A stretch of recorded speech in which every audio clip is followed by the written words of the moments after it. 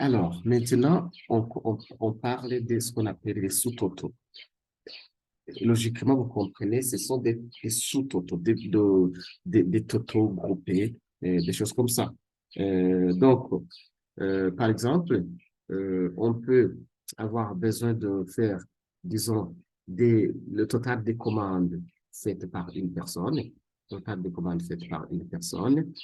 Donc ici, je vais désactiver je vais effacer la validation. Voilà, effacer tout, OK. Comme ça, je vais pouvoir supprimer cette partie.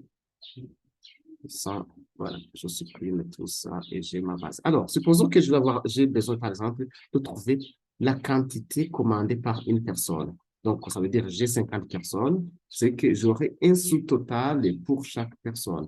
Ou bien, supposons si vous avez un magasin et vous voulez avoir un sous-total pour chaque, donc les totaux, par exemple, des ventes par jour au lieu d'aller prendre la calculatrice et calculer Excel, puis vous groupez ces informations. Pour ce faire, il dispose d'un outil qu'on appelle sous-toto. D'abord, l'outil sous-toto, où est-ce qu'on le trouve? On le trouve dans la partie données, dans le menu données ici, et vous allez dans la partie plan qui est juste à la fin, et vous voyez l'outil sous-total. Pour utiliser, donc, voilà, donc ça c'est l'outil sous-total. Donc, je vais retourner un peu sur le, est-ce que je suis en train d'enregistrer ou pas? Ah, d'accord. Très bien. Voilà. Je vais, par exemple, faire des sous-totaux, par exemple, les quantités commandées par la somme des quantités commandées par chaque personne.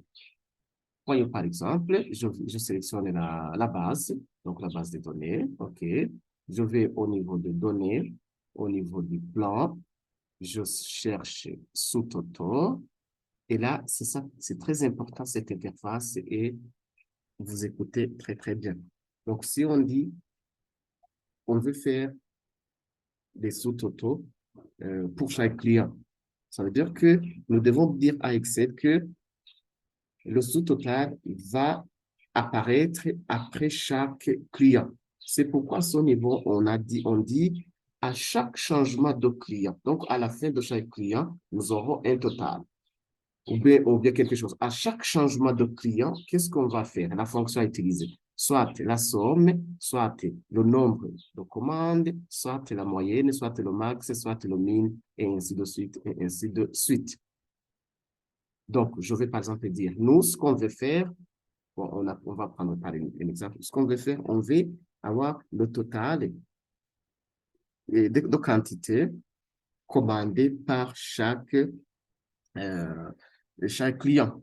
Comment est-ce que je fais? Donc, je dis à chaque changement de client, très bien. Qu'est-ce que je fais? Est-ce que je fais la somme? Si je fais la somme, c'est que ça va, par exemple, au niveau de Adore, compter toutes les sommets, faire la somme de toutes les quantités et afficher la somme en dessous. Donc, je garde somme et le sous-total qu'on va ajouter, c'est lequel?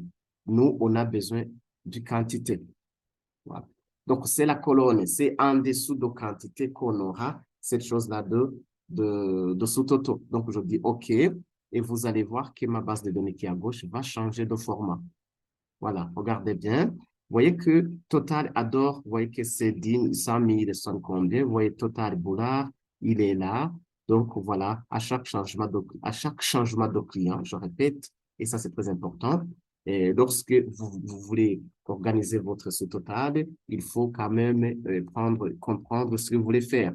Donc, c'est à chaque changement. Par exemple, si on veut voir, par exemple, la moyenne des prix par ville, c'est que si c'est par ville, ça voudrait dire que à chaque changement de ville, on va faire quoi? On va faire la moyenne de quoi?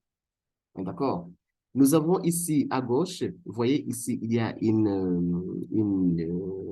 règle qui est là. Vous voyez, il y a moins. Si je clique ici, c'est que je peux faire comme ça, cliquer sur moins, cliquer sur moins. Et vous voyez, on peut juste visualiser on peut visualiser quel est Toto. Voilà, par exemple. Donc, tout ça, au niveau Adore, c'est ça, tout ça, tout ça. Si je clique sur plus, ça va s'ouvrir et ainsi de suite, et ainsi de suite.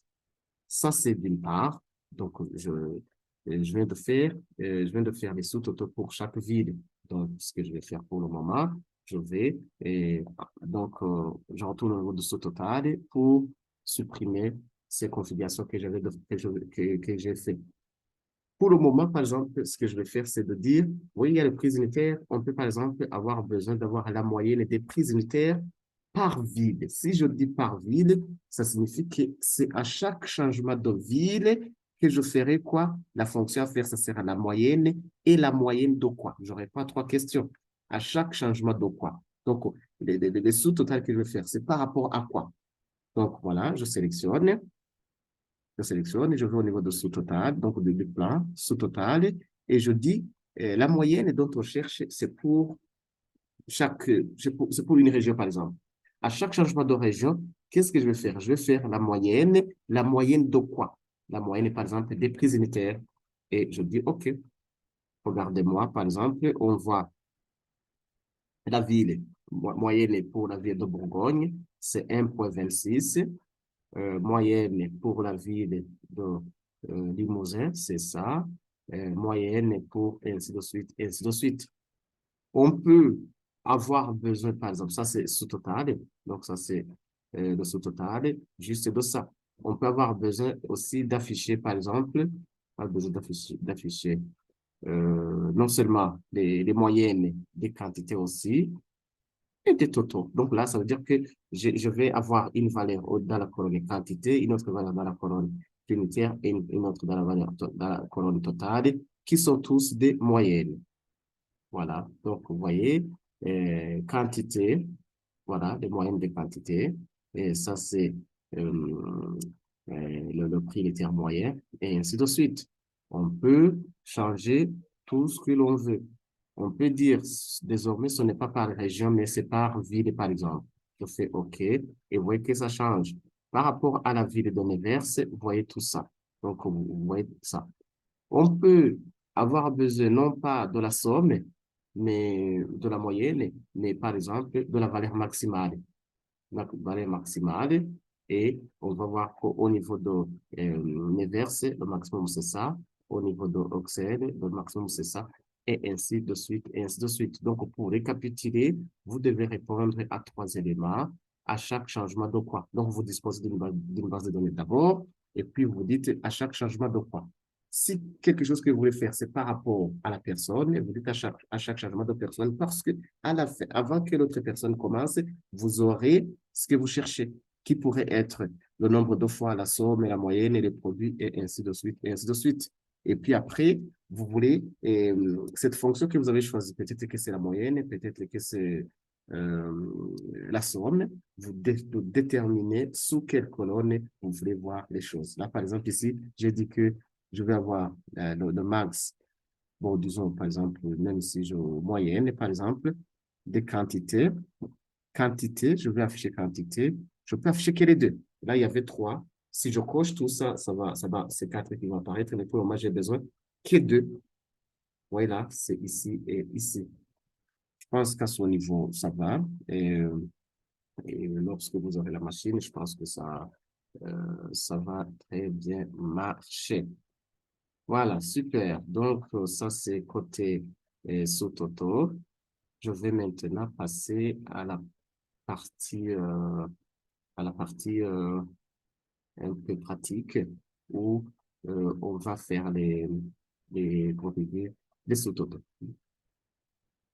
Non, où on va faire, par contre, les filtres, on va filtrer, on va appliquer, même si on l'a fait, on va essayer donc l'appliquer à, sur le TD qui est là.